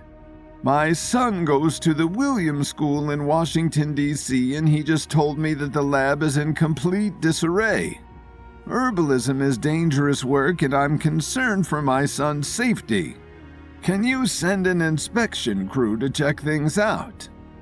The Herbalist Society is committing to make sure that all the labs in operation are up to our public standards and codes, sir. We'll send an inspection crew over right away. "Thank you very much." Donald hung up the phone and took a deep breath. "This has to work," he thought to himself. "It's the only way to bring Carson home safe and sound. If it doesn't work, I don't know what I'm going to do." Meanwhile, at the same time, Kevin and his friends Olivia, Katja, and Mason were at the school saying goodbye to the headmaster, Isaac Fletcher. Isaac leapt out of his chair and shook Kevin's hand as they stepped inside. "Thanks again for clearing my name, Kevin. I can't believe one of our students actually accepted a bribe to falsely accuse me." Kevin exhaled sharply. "Let me know if you run into any more trouble, Isaac, and I'll do my best to take care of it for you." Isaac had a hesitant look on his face. "Yes, I was actually hoping to talk to you about that, Kevin. Between that and the seniors' disturbing behavior at the competition, I'm no longer sure I'm cut out for this line of work. After a lot of thinking, I've decided to step down as headmaster of your school. I hope you won't hold it against me." Kevin wasn't bothered at all. In fact, he saw it as a good thing. He was planning on replacing Isaac anyway, and now he didn't have to go through the awkward process of firing him. "Not at all," Kevin assured. "I understand, Isaac. I'd be happy to help you to find a position that is a better match for your skills." Isaac appreciated the support. He wasn't sure how Kevin would take it. "Thank you very much, Kevin. I must say it was incredible getting to know you." Just then, a student burst into the office with a worried look on his face. "Headmaster Fletcher, the lab is in shambles! Somebody must have trashed the place!" Kevin's eyes widened with concern. "I'll come take a look right away." When Kevin stepped into the lab, he instantly realized the student was telling the truth. Much of the lab equipment was mangled and safety gear like goggles and gloves were missing. There was a horrible smell coming from the supply closet, and when Olivia stepped inside, she gasped, "Kevin, come take a look at this." When Kevin arrived, Olivia had already gathered a cluster of illegal ingredients. "Look at this stuff. These ingredients are totally illegal. Pickled mole root, goblin chili extract, Dracula bat wings. These things can cause some serious damage if they aren't handled correctly." Kevin gritted his teeth in frustration. Looks like Vincent didn't learn his lesson after all. He must be trying to sabotage us again. Just then, Katja called out from across the room. Guys, we've got trouble over here." Kevin stepped out of the supply closet and saw Katja pointing out the window. Joining her side, Kevin looked down and saw two people approaching the school. A man and a woman, each of them with a clipboard. When he saw them, Kevin's heart dropped into his stomach. Those look like health inspectors from the Herbalist Society. Vincent must have wrecked the lab and then placed an inspection request. We have to act fast, or else the school could be shut down permanently. In a last-ditch effort to sabotage the Williams Academy, Vincent purchased a briefcase of illegal black market herbs and placed them inside the campus lab. At the same time, Donald Murphy called upon the Herbalist Society to conduct a health inspection. Visiting the school before returning to Chicago, Kevin caught wind of the sabotage lab just as the health inspectors were arriving. If he didn't want to get shut down, he'd have to act fast. Katja immediately ran for the door. "I'll get down there and do my best to delay them. When you're ready, just call my cell and I'll send them up." Kevin nodded as she hurried downstairs. "Thank you, Katja. We'll move as fast as we can." Then he turned to Olivia and said, "We need to get this place looking good as new. You start looking for the safety equipment, Olivia. I'll start bagging these illegal ingredients." As Olivia started opening cabinets, cupboards, and closets, Kevin rushed to bag up the illegal ingredients. Mason, on the other hand, was just standing around. "What can I do?" he asked. Kevin opened a drawer and handed him a bundle of paper towels and a bottle of rubbing alcohol. "Get scrubbing, Mason. I don't want a single germ left alive, do you hear me?" Mason nodded and started spraying down the counters. "You got it, boss." Meanwhile, the health inspectors were getting closer and closer to the administration office. As they watched them approach, Katja had a determined look on her face, like she was preparing for battle. But Isaac, the headmaster, looked frightened out of his mind. "What are we going to tell them?" he asked. "They're going to demand immediate access to the lab." Katja remained calm and composed. Listen, Isaac. You have to let me pretend to be the new headmaster. Because I had to be careful about breaking rules at one time, I know these people's rules and regulations like the back of my hand. I can hold them back, but you have to let me do the talking, all right? Isaac was relieved to surrender responsibility. Sounds good. You don't have to tell me twice. He dashed into an empty office and hid behind a desk. As the health inspector stepped into the building, Katja flashed them a professional smile. Good afternoon. How can I help you both? The inspectors looked at Katja with direct eyes. We're health inspectors from the Herbalist Society here for a surprise inspection. May we speak to the headmaster, please? Katja reached out and shook their hands. Oh, I am the headmaster, actually. Dr. Fletcher stepped down just a few days ago. May I ask what prompted this surprise inspection? The inspectors looked at each other with suspicious faces. They weren't sure if they believed Katja. Before we go any further, ma'am, can you please prove that you really are the school's new headmaster? Perhaps your campus ID card? Katja's heart trembled. She had to feed them something fast. It's actually my first day on the job, so I haven't received an official ID yet, but I can get the owner of the school, Kevin Williams, on the phone and he can confirm it.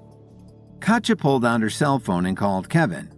Upstairs, Kevin dropped what he was doing and answered, "Hello?" Katja smiled at the inspectors while she spoke into the phone. "Hello, Mr. Williams. There are 2 health inspectors at the door who are requesting confirmation that I am, in fact, the school's new headmaster.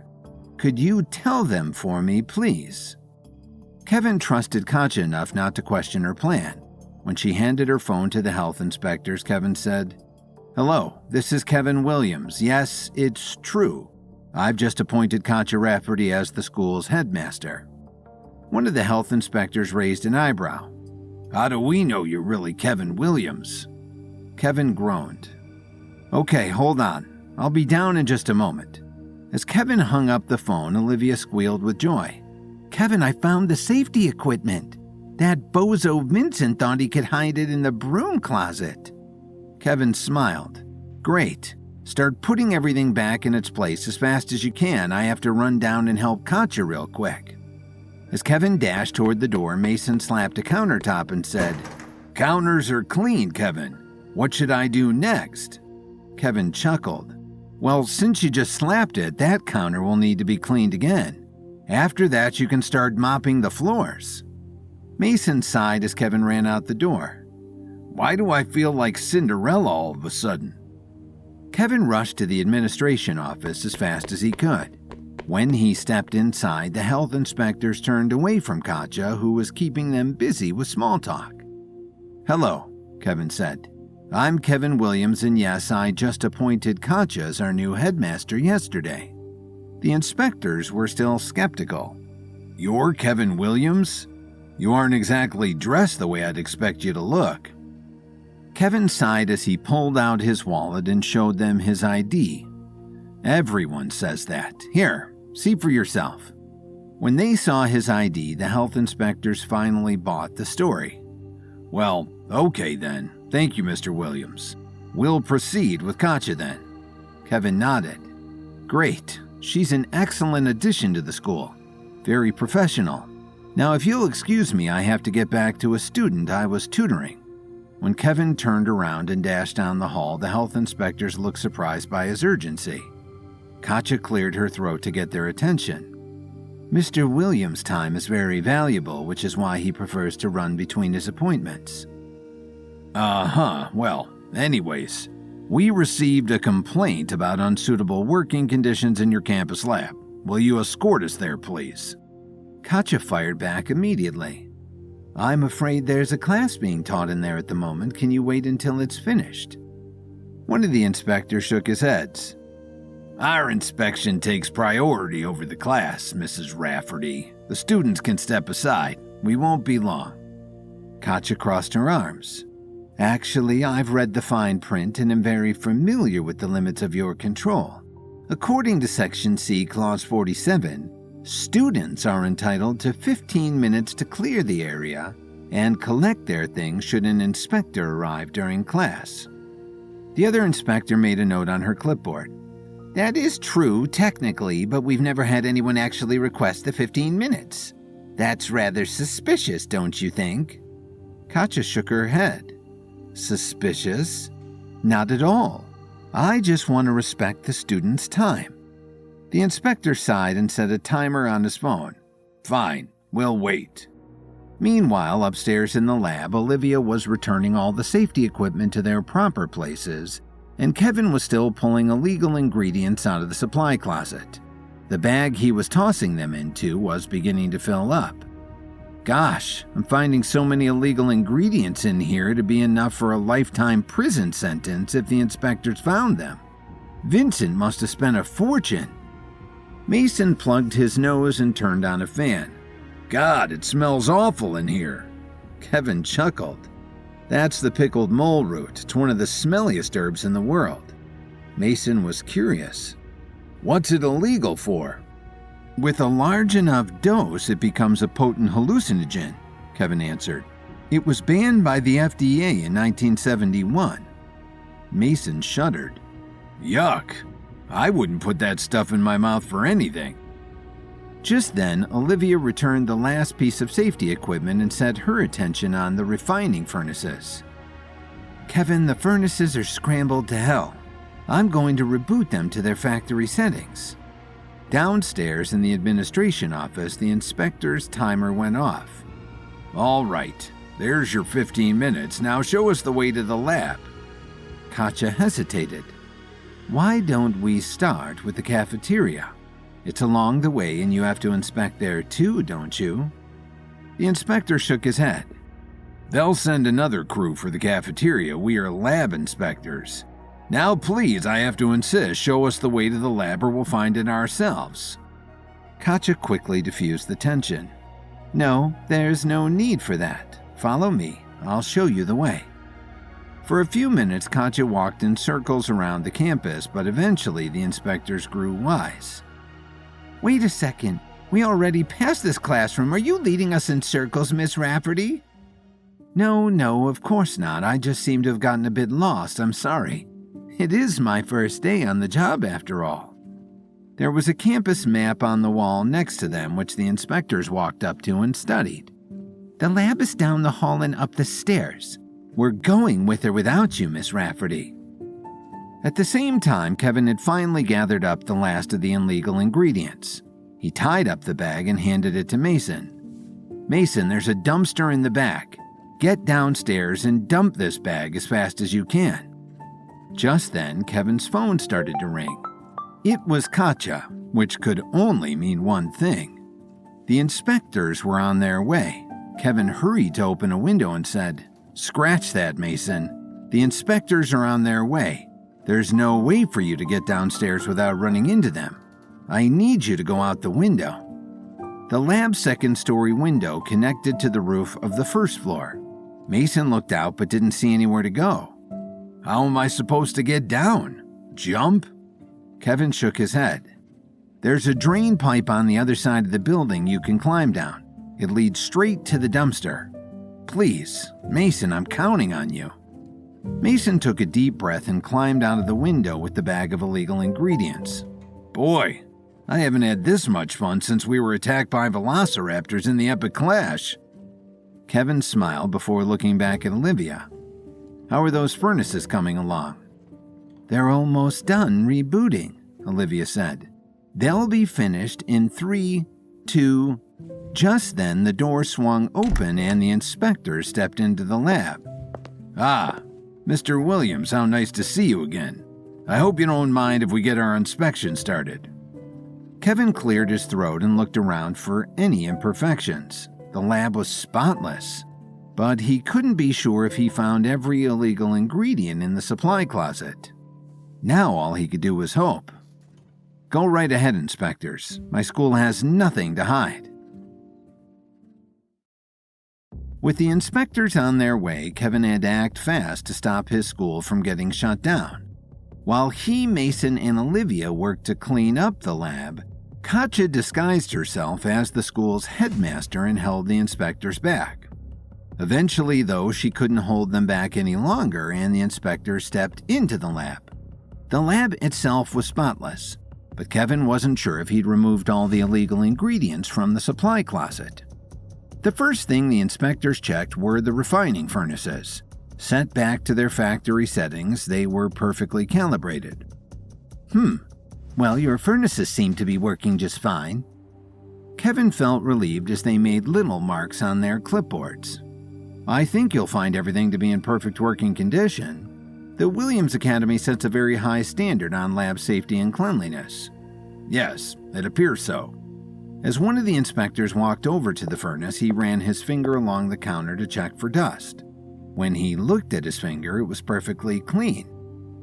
There doesn't seem to be a single particle of dust anywhere. I must say, Mr. Williams, I'm very impressed. The other inspector studied the chemistry equipment in the corner and checked a box on her clipboard. At the same time, her partner booted up the furnace. Furnace is set to not go above 600 degrees. Very good. They rejoined each other outside of the supply closet. As they stepped inside, Kevin's heart rate increased. It was the moment of truth. Together, the inspectors paced the supply closet and searched each shelf up and down. After a moment or two, one of them said, "Hang on a minute, what's this?" Kevin's heart dropped as the inspector continued. "Is this? Oh my God, it is! Estonian horseradish! Where did you get this stuff? I've been looking all over for it." Kevin felt instant relief. The Williams Academy works with the most well-connected suppliers in the business. As you can see, we are fully stocked with just about anything you can imagine. You can have a bit of that horseradish if you like. The inspector pulled out a small plastic bag and scooped herself a bit of the horseradish. "Gee, thanks, Mr. Williams. This stuff does wonders for my aching back." Satisfied, the health inspectors walked out of the supply closet and lowered their clipboards. Well, Mr. Williams, your lab is in pristine condition. In fact, it's the cleanest lab I've seen in weeks. The other inspector held up a finger. "There is just one thing, though. Unless I'm mistaken, it smells very strongly of pickled mold root in here. As I'm sure you know, pickled mold root is an illegal substance." Kevin had to think fast. "Oh, that's just because the class was melting down a bunch of blue-spotted sassafras before you came in here. The smell it produces is very similar to that of pickled mold root." The inspectors looked at each other. Good enough for you? The other inspector nodded. "Good enough for me. Congratulations, Kevin. On behalf of the Herbalist Society, we award the Williams Academy with an A+ rating. Anyone, student or otherwise, would be lucky to work in a lab this clean." The inspectors handed Kevin a certificate and walked out the door. As soon as they were gone, Kevin, Katja, and Olivia looked at each other and let out a sigh of relief. "That was close," Olivia said with a grin on her face. "What did you think of my headmaster act?" Katja asked. "Pretty convincing, right?" Kevin agreed. "Now that you mention it, I actually think you'd make a great headmaster, Katja. You have all the right qualities for the role. You're a great herbalist, a fighter, and you have a good grasp of what's right and wrong. What do you say? Now that Isaac is stepping down, do you have any interest in taking over?" Katja was so flattered she wasn't sure what to say. "I mean, yes, of course, Kevin. I'd be happy to take over, but are you sure I'm the right person for the job?" Kevin smiled. "I trust you, Katja. That's more important than anything. I'm sure you'll do a great job." Katja blushed. "Well, all right then. Just call me Headmaster Rafferty."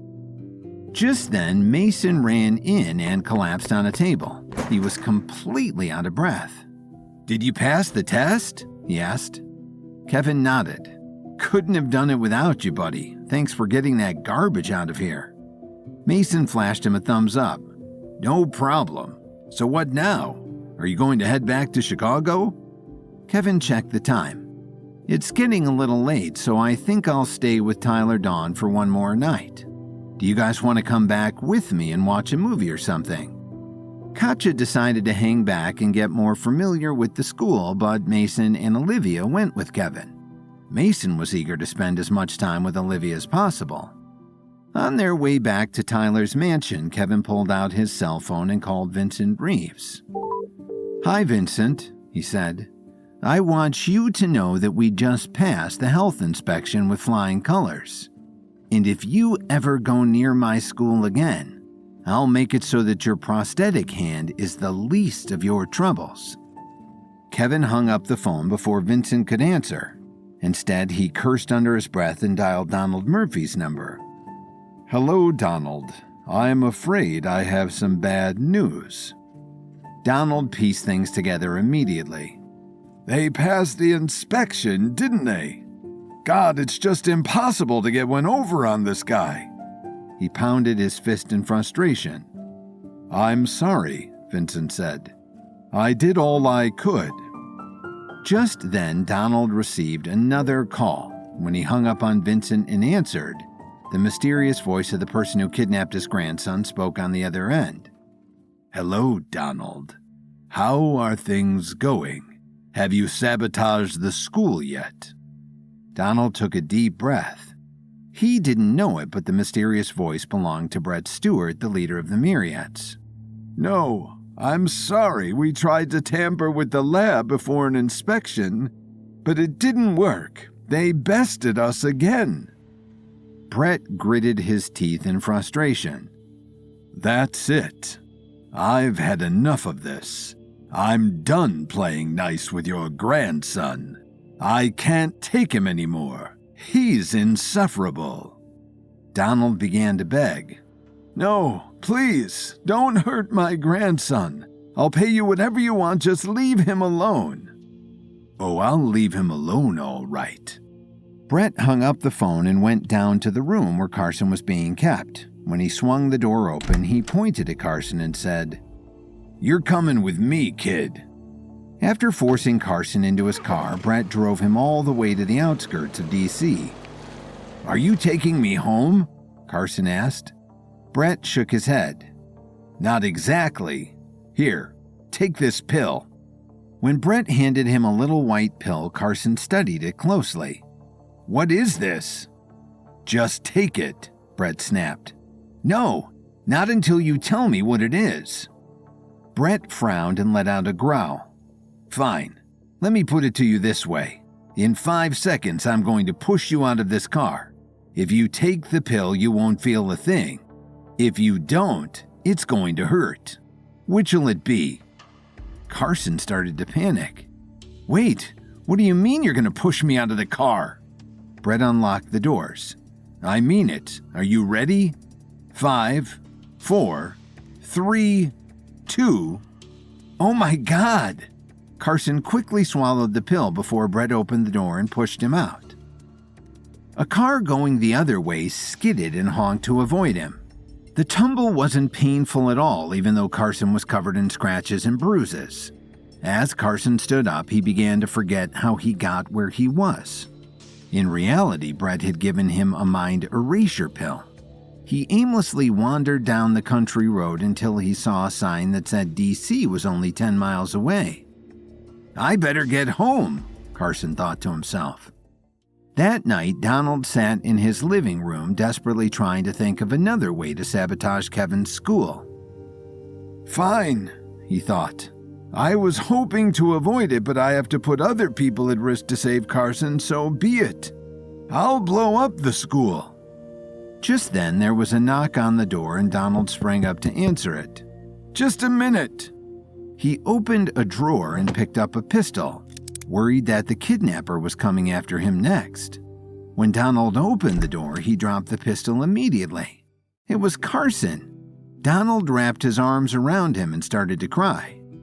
"Carson, my boy, it's you. It's really you. What happened? They didn't hurt you, did they? Why are you covered in scrapes and bruises?" "I'm not sure," Carson confessed. "I don't really want to talk about it, Grandpa. My mind is feeling a little scrambled. Can we just order some pizza and watch sports?" Donald's face dropped. "What?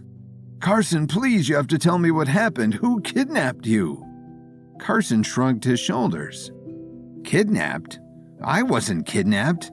I think I just went for a walk. I'm really tired, Grandpa. I need some coffee. As Carson stepped past him, Donald's eyes were full of concern. Oh, God, he thought. He must be so traumatized that he blocked the memory. There must be some kind of herbal remedy for this. I can't believe it, but there's only one person I can think of to call.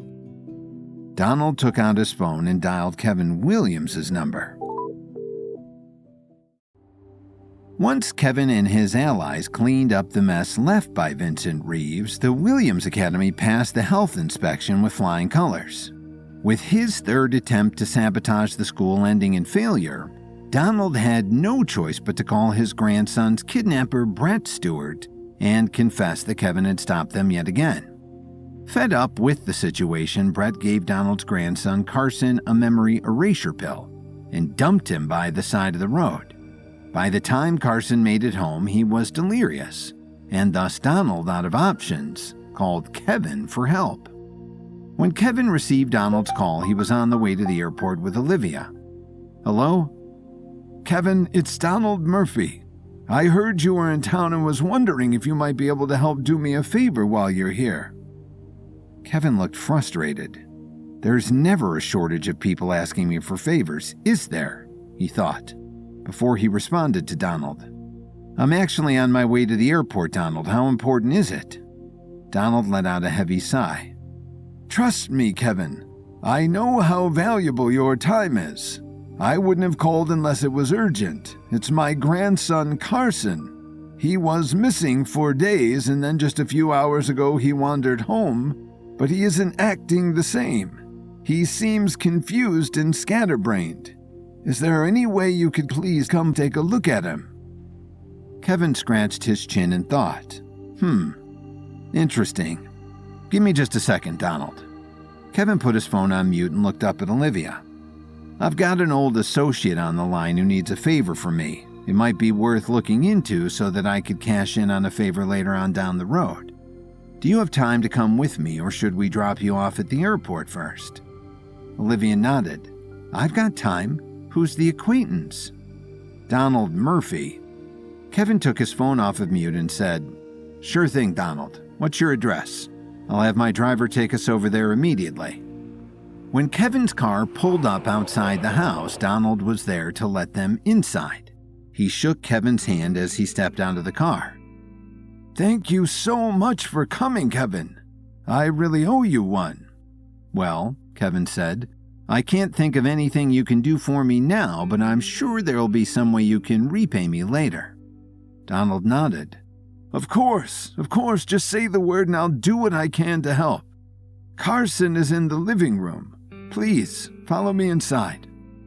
As Kevin and Olivia stepped into the mansion, they could see Donald's wealth on display all over the place. There were expensive works of art on the walls and priceless antiques arranged on the tables and shelves.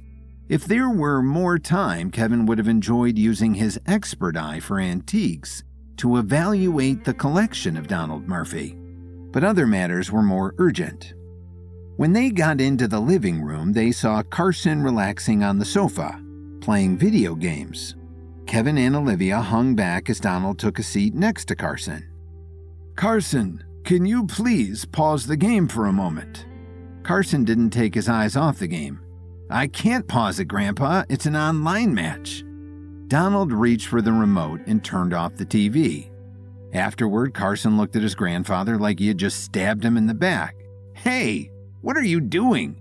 I was just about to beat my high score. Donald sighed.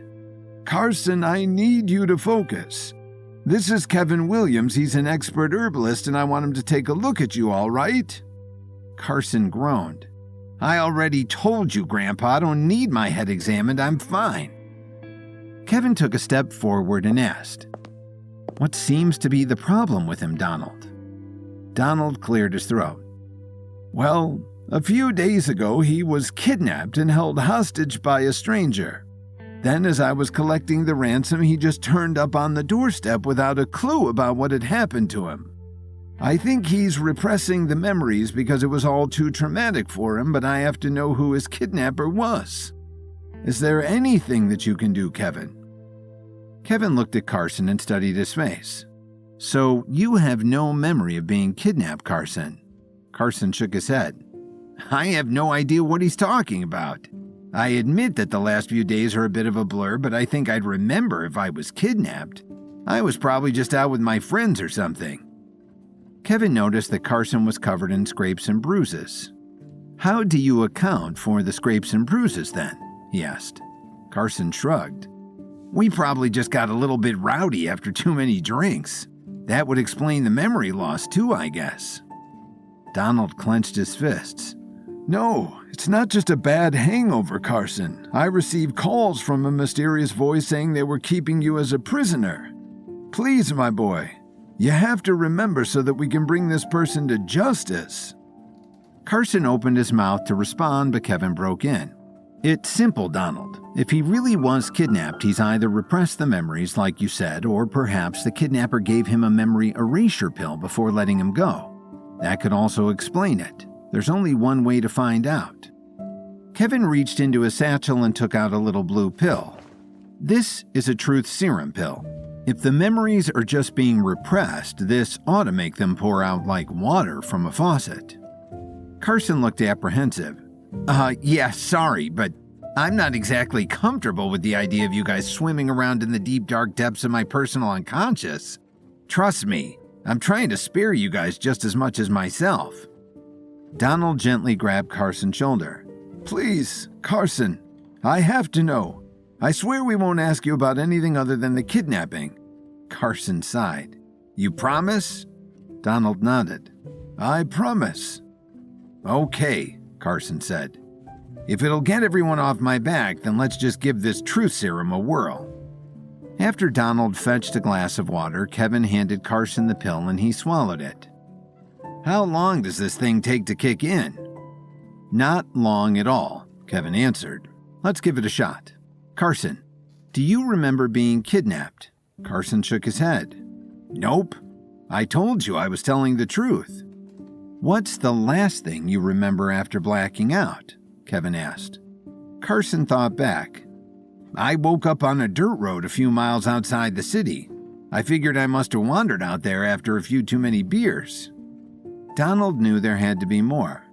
Who dropped you off out there? Think, my boy, think.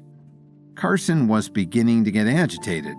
I told you already, I don't remember. Geez, what do you want from me? By then, the truth serum had surely taken effect. It looks like he really doesn't remember, Kevin said.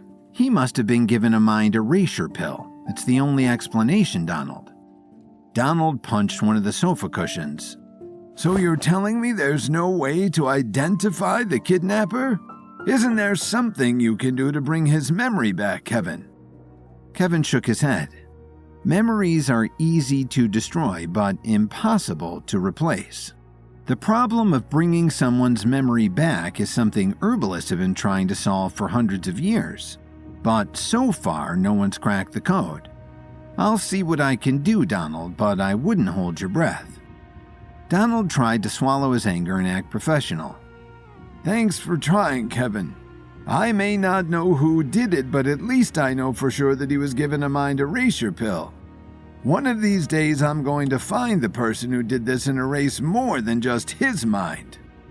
Kevin nodded. Let me know if anything comes up. In the meantime, my lab assistant and I should really be heading back to Chicago. Donald stood up and shook Kevin's hand. I understand. Sorry again for the delay. How long do you expect the truth serum to be in the system anyway? Just an hour or so, Kevin said as he walked out the door. Talk to you later, Donald. I'll let you know if there's ever an opportunity for you to repay this favor. Once they were out the door, Donald returned to Carson and stood in front of the TV. All right, lad. I want you to tell me what really happened to the Lexus. Carson answered immediately. I totaled it in an accident. Isn't it obvious? Carson covered his mouth. Hey, you said you were only going to ask me about the kidnapping. Donald marched away with an angry look on his face. I knew it. After flying home to Chicago, Kevin had his company limo drop Olivia off before taking him home. "Great work out there, Olivia. Now go get some rest. You deserve it." Olivia smiled and said, "You too, Kevin. I'll see you in the lab on Monday," before shutting the door. On his way home, all Kevin could think about was Lily. Whenever he was away on business dealings, thinking of Lily always gave him the strength to continue. She, and now the baby, were the reason he fought so hard for his empire. After picking up a bouquet of flowers from a corner market, Kevin stepped into his penthouse and proudly announced, "Honey, I'm home." But unfortunately, Dorothy was the first one to notice him. She crossed her arms and scowled. "Well, look who finally decided to drop by. Back from another one of your adventures, are you?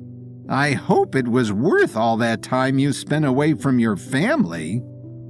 Kevin moaned and grabbed a vase for the flowers. "People like me have to travel for business, Dorothy. There are couples all over the world that make it work." Just then, Lily came out of the bedroom. "Kevin, you're back. Are those flowers for me? Oh, darling, you shouldn't have." She wrapped her arms around Kevin and kissed him. At the same time, Kevin heard a voice from down the hall. "Is that him? Is Kevin back?" Kevin recognized the voice immediately. When he glanced over his shoulder, he saw his parents, Alan and Susan, walk into the living room. "Mom, Dad, what are you doing here?" Susan looked surprised. He had to ask, "We're your parents, Kevin. Do we really need a reason to come visit you?" Dorothy scoffed. "How do you expect him to make time for you when he can barely make time for his own wife?" Lily looked back at Kevin with a strained face. "We've had a bit of a full house lately."